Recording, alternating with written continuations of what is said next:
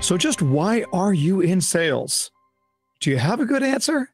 We're going to try and come up with one today on The Buyer's Mind.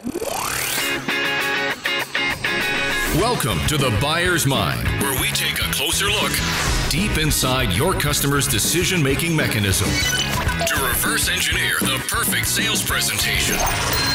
Now, please welcome your host, Jeff Shore. Welcome, everyone, once again to another episode of The Buyer's Mind, where we investigate just what's going on in the brain of people who are thinking about making a purchase decision. We like to look at all things sales here because if we understand the way that a customer wants to buy, well, then we can figure out how we want to sell to them. And I'm joined, as always, by our show producer, Paul Murphy.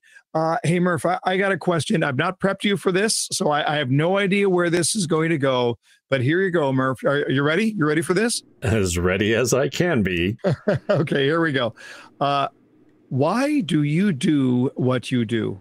Well, I do it because I love it and I'm good at it. And if I didn't do this, I guess I'd be flipping hamburgers somewhere because I don't have a lot of other skills.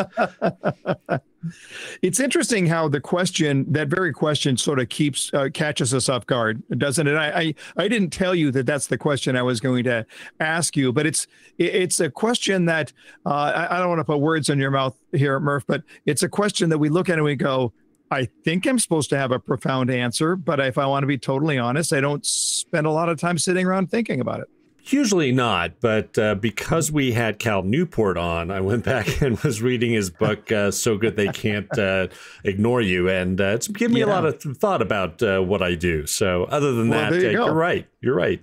Yeah, good for you. Look, it's not about coming up with a personal mission statement that you're never going to revisit. That's not what we're talking about here. But there is something about having that internally centered focus point, that true north, that guiding principle that answers the question, why exactly do I do what I do? And successful people, especially successful sales professionals, they have a strong sense of the why. The why of what they do, it motivates, it encourages, it directs, it sustains. So imagine if your boss handed you a brick and said, your job today is to carry this brick across town and back. You have 5 hours to do it. But let's also assume that your boss gave you no reason why you should do this, no context, no motivation, just carry the brick from one end of town to the other. Now, what happened? When others give us a lack of clarity as to why we should do something, we complain, right? We get sort of all out of sorts if I'm doing something I don't understand why I'm doing it. But do we complain about a lack of inner clarity? In other words, are you as hard on yourself as you are on others around you when it comes to the motivation and why we do things? We're going to talk today to a senior executive and get her view on sales. That's really why I wanted to talk to her. But she's going to take it in an unexpected direction. She's going to talk about sales motivation. And stick around because after the discussion here, I want to make some suggestions as to what we do with that and how we center ourselves around what matters most, why we do what we do. All right. Well, this is going to be fun. When we look at sales, we think about sales from the frontline perspective, what frontline salespeople do. And then we'll look at sales executives, those who manage salespeople. But what are the top executives thinking? What are they thinking about sales? What are they thinking about salespeople? And we have the opportunity to talk to one of the greats. But what's fantastic here is that we'll talk to somebody who is a top-ranking executive today in her organization, but she's done it all. She has been in that role of a sales manager. She has been a division president for a home building company. She's worked in the senior levels of home builders where she is right now. And is just a really, really great thinker who just totally gets it. And I'm thrilled to have her on The Buyer's Mind. Please welcome Liesel Cooper. Liesel, how are you? Jeff, what a great intro. I'm terrific. Happy Sales Day to you. Every day's a sales day. So I'm super excited to be here and share my thoughts on on sales because it's what, it's what, to me, it's what makes the world go round, especially in most of our companies. So I'm super excited to be here. Thank you. So let's just get right into that from that perspective, Liesel, because you say it's what makes the world go round, right? From the perspective of business, nothing happens until something sells something. So we all get that. And yet as an executive, you are pulled in so many different directions, right? You've always got issues with acquisitions and purchase and budgets and warranty claims and everything else. It's one thing to say that sales make everything go, and it does, but how do you stay focused on that in light of everything else that you have to do? Well, there's a lot of different ways you can do it. And I have done it for a few years now. I don't want to say how many because it'll give a lot of things away. But I've been in doing sales for many, many years. And I think the biggest thing is that you've got to be disciplined to keep the focus. You have to be disciplined to say, because you can go literally days, especially in a top level management position, you can go days without kind of, if you're not the VP of sales, that you don't hear about it. And one thing that I implemented in a division of mine, and I do it in all my other divisions now, or try to, is that I actually had a sales ticker to where like every time there was a sales, the salesperson shouts it out. One, it fires everybody up. And two, it kind of reminds me. So like on a Saturday afternoon, I'll look down at my phone. I'm like, 3 o'clock. I haven't seen a sales come across. So this is just a way to keep a reminder on how to make sure that you're still thinking about sales. Yeah, there's a real cultural statement that you just made there, because you can look at it. I think a lot of executives, if they're not careful, they came out of a finance background, an operations background, whatever it is. And sales is almost like the necessary evil that you have to put up with in order to get your job done. But what you're just describing right there is the idea that everybody in the organization should understand this concept that nothing happens until somebody makes a sale.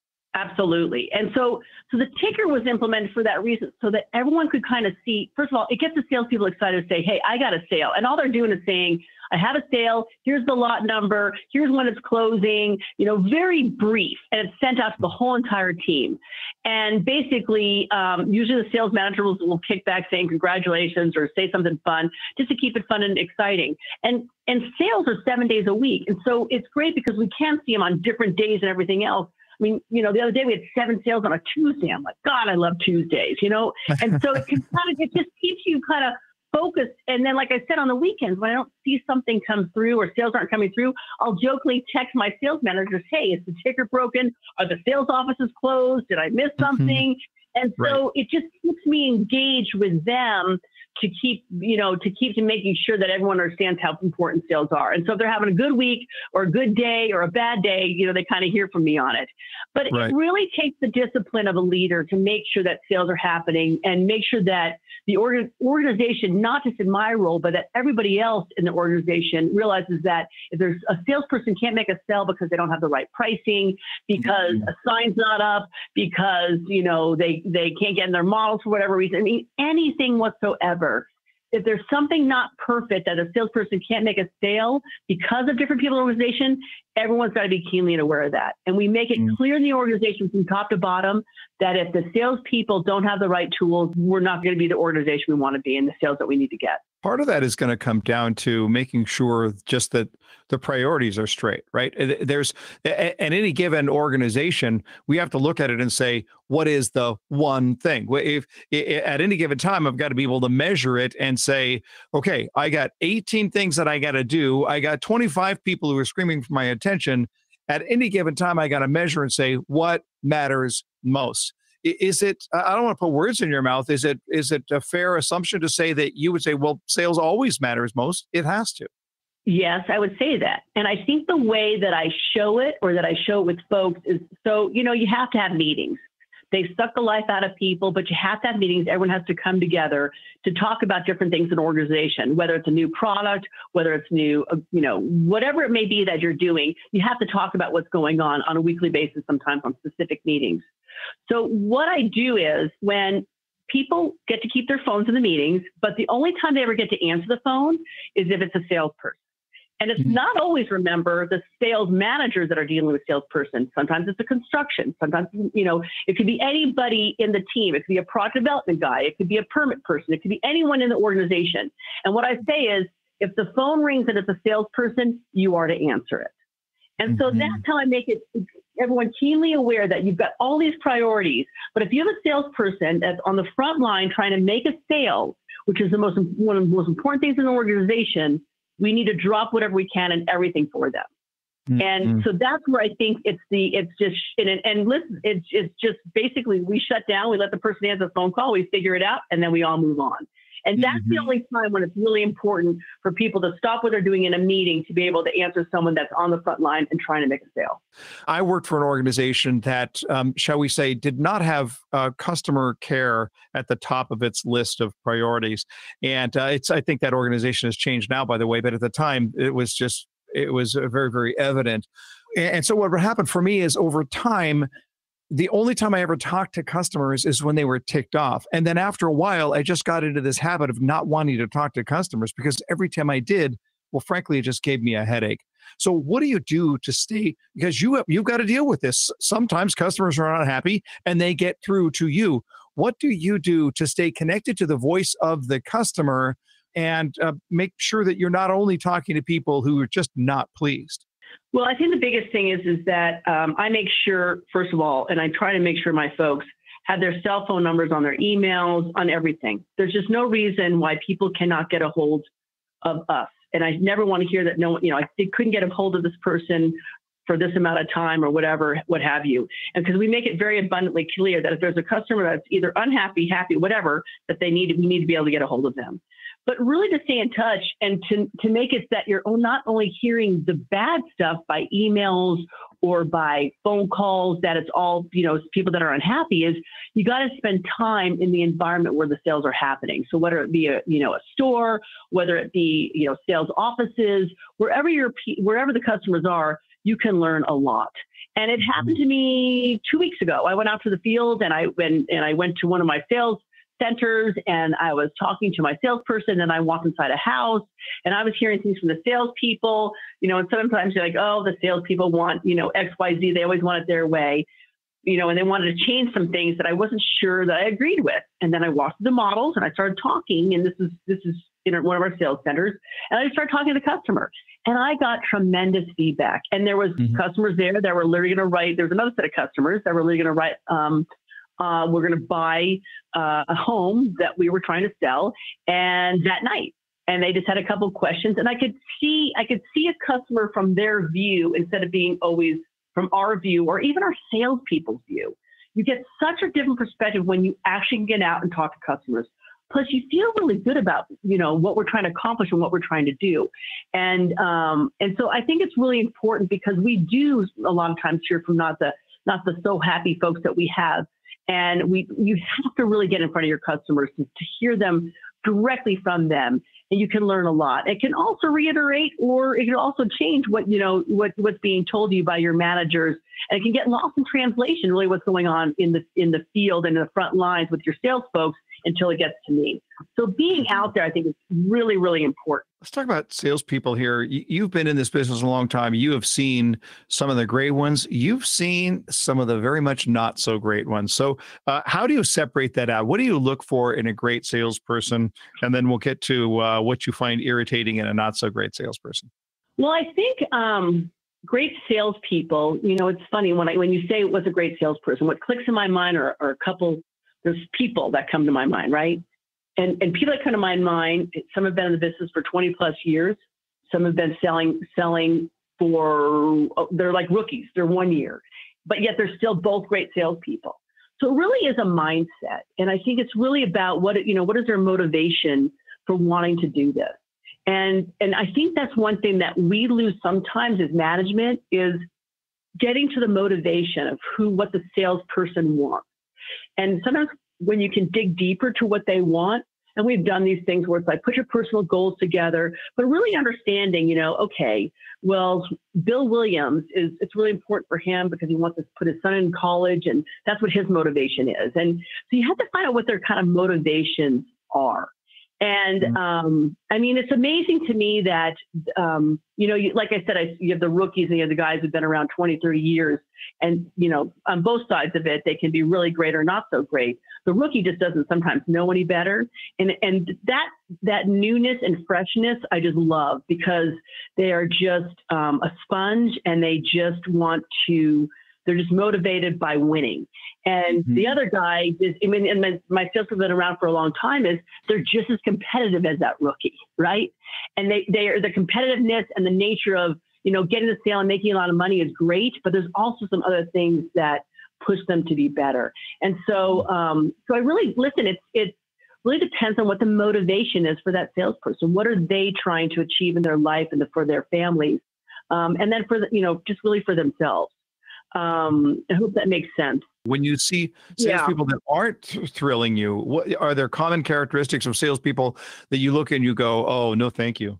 Some of the common characteristics is where they don't take ownership, they don't take accountability. I mean, listen, the best salespeople can sell anything. They literally can sell anything. You put something in front of them and they can sell it. And, some people come to my mind when I think about it. I've got a gal named Maggie, and literally you just have to put Maggie in front of, put her anywhere and she can just sell. She's just that. It doesn't matter what it is. It doesn't matter if it's a expensive product, not as expensive product. She just can sell. And it's because she puts it in her mind and she just does it. Where the ones that really drive me crazy is that you have to lay it out perfectly to where someone's literally going to come in and just hand them a check. They don't want to work for it. They want to complain that, well, I had 10 traffic, but they were all looky-loos. And they just don't have the fire in the belly, to where they want to just fight each time when somebody comes in. And the ones who actually kind of make it a game are the ones that impress me even better. So I see the ones that just, somebody comes in and they just, are they interested? Are they worthy of my time? Where the flip side of it, the good ones, they come in and they say, I'm going to sell this person a house. There's a reason they're here on a Tuesday afternoon. I'm going to sell them a house. And they do everything they can to do it. And so that's the thing really is just, it's just really lack of motivation. I think motivation could go both ways. Why do they want to be there? And the lack of it is really what I think hurts them. And, it's tough when you don't have that motivation. Right. Let's talk about your motivation for a moment, and just in regards to what fires you up, because you are one of the most extraordinary people that I've ever met when it comes to achievement drive. There is just, and some people say, are you competitive? But it's more than that. It's not just, am I competitive? It's a sense of I just have to win. I just have to. That's how I see you. Do you see yourself the same way? I think that it's funny when we talk about what are great salespeople, and I said it's their motivation, really what's behind their motivation. And I think that's what it is with me, is that, I had different factors of motivation, and, I didn't graduate college. And so, here I am, how many years later that, I should have graduated college, and it really doesn't matter. That was a motivation. I mean, it's just a drive that you have, that you kind of want to win. You're right. I mean, that's my motivation, is that I just always want to win. And it doesn't matter. And it's not about smashing the person next to me, because I love competitiveness. I have my bestest friends are in the industry that I'm in.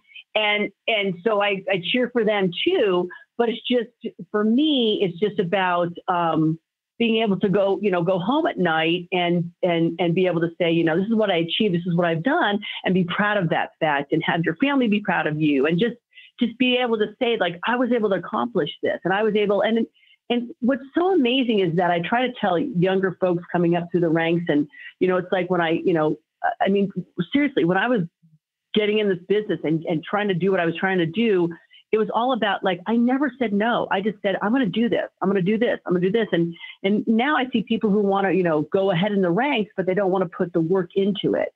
And that's where I think the mistake is that really all good things really take hard work.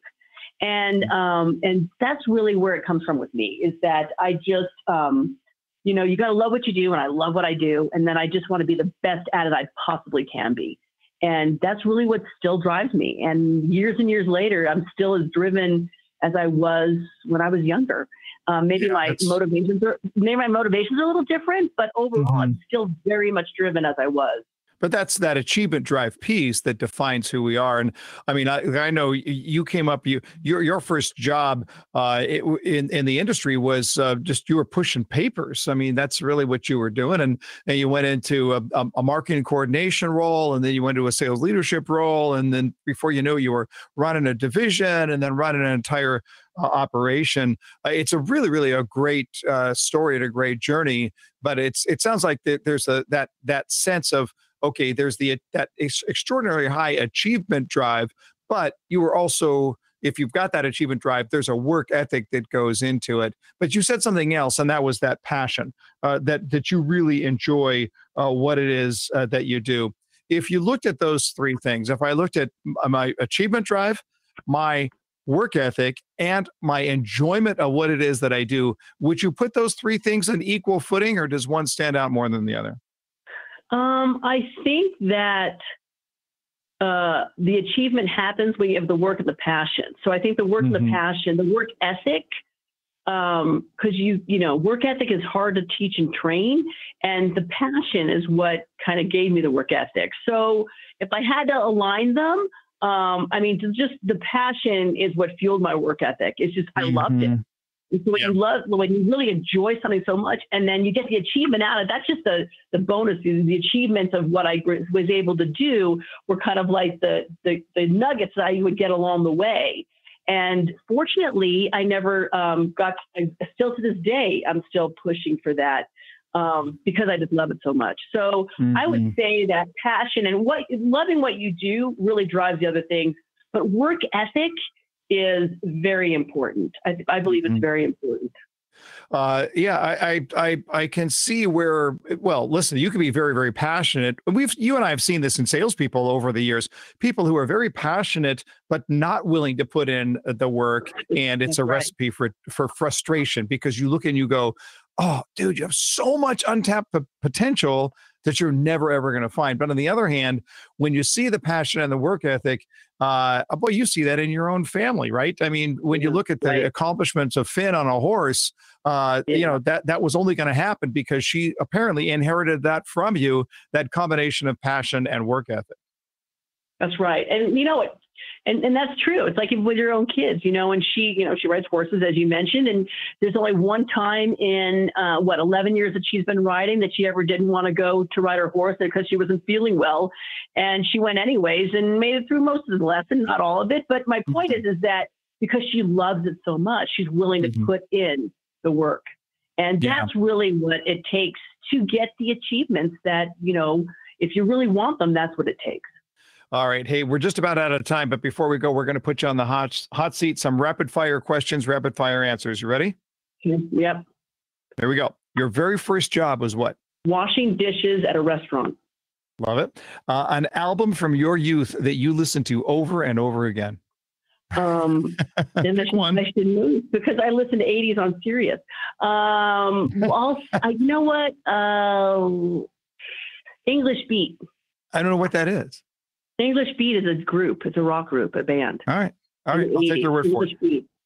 Right. Google it. Okay, I'll Google it. The most beautiful place you've ever stood?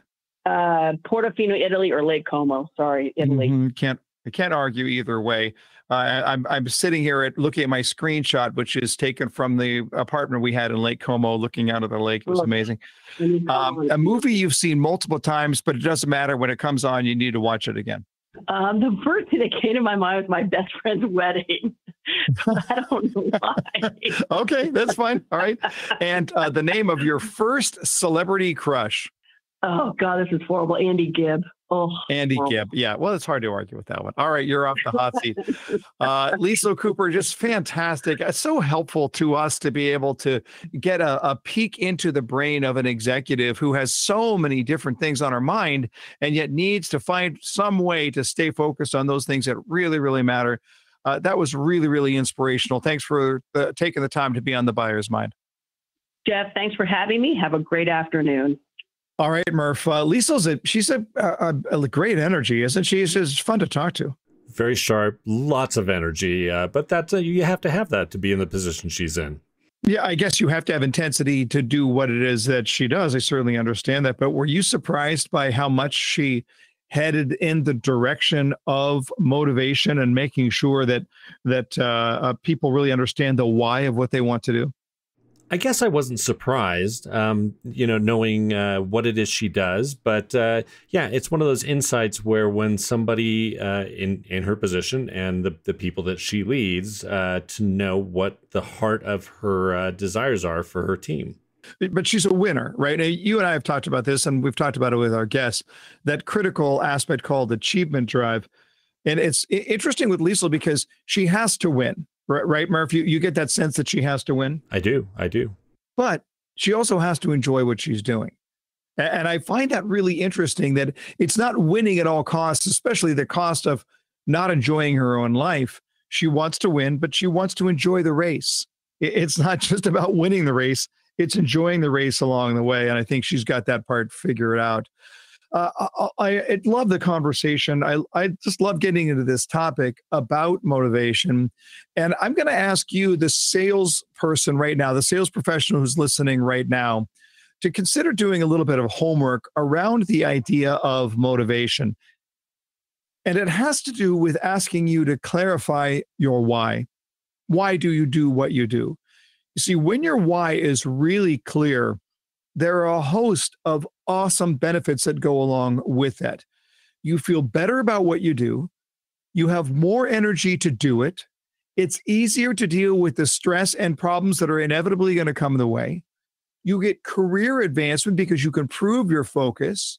You have better service to your customers. And ultimately, you get more sales when you clarify the why. When my why is very clear, then at any given time, I can ask myself, is my energy right now being directed in supporting that why? And I'm going to give you a little exercise right now that will help you to be able to dive deeper into understanding your own why. So take a piece of paper, and this is what I want you to do. I want you to write this down, and when I say blank, you're just going to draw a little line that you're going to be able to fill in the blank. Okay, and this is what I want you to write. Just this one sentence. I sell blank so that blank blank. That's the sentence, and you're going to fill in the blanks. I sell blank so that blank blank. Now, let me walk you through it because I know it sounds confusing, but here we go. I sell what? And I'm going to ask you to define whatever you're going to put in that first blank, define it by the solution. Don't say I sell cars. That's just the product. But you might sell transportation freedom. Don't say homes. That's just a building. But you might say places for people to live. And don't say jewelry. It's a commodity. But you might say personal adornments. I want you to get creative with what you really sell and think about it in the terms of the solution to the problem. That's where we want to look. Okay, so we start by deciding, what really do I sell? What solution do I sell? And then you have two so that statements. And this is where the magic happens. The first so that, you're going to fill in that blank after the first so that, and it's going to help you to clarify the importance of what you sell. And the second so that blank is going to help you to clarify the significance of what you sell. So, for example, your job is to sell homes. What would this statement sound like? I sell places for people to live so that they are comfortable and happy so that they can live their best possible lives.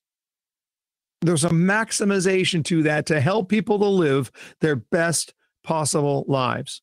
Or if you think, okay, my job is to sell cars.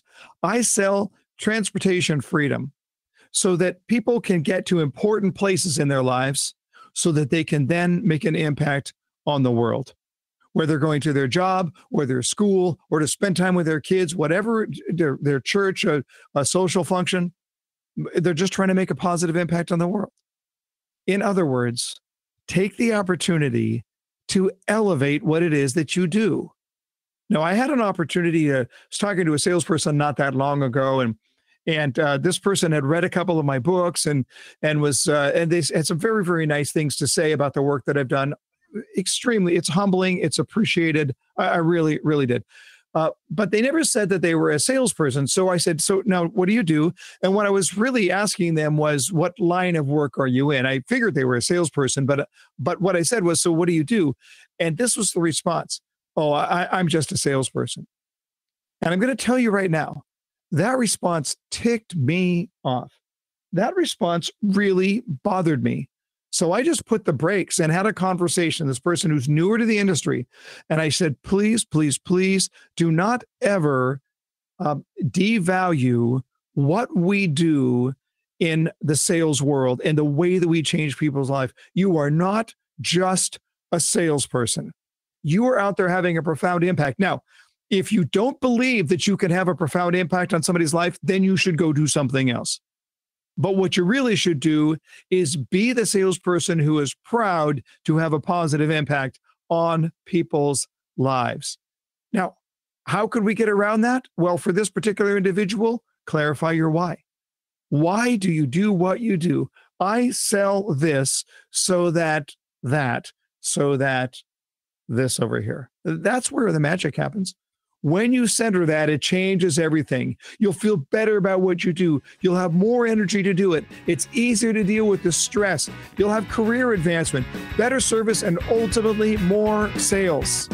Take a few moments to ask yourself the question, why are you in sales? Why do you do what you do? Because at the end of the day, you know why you do what you do, to change people's world.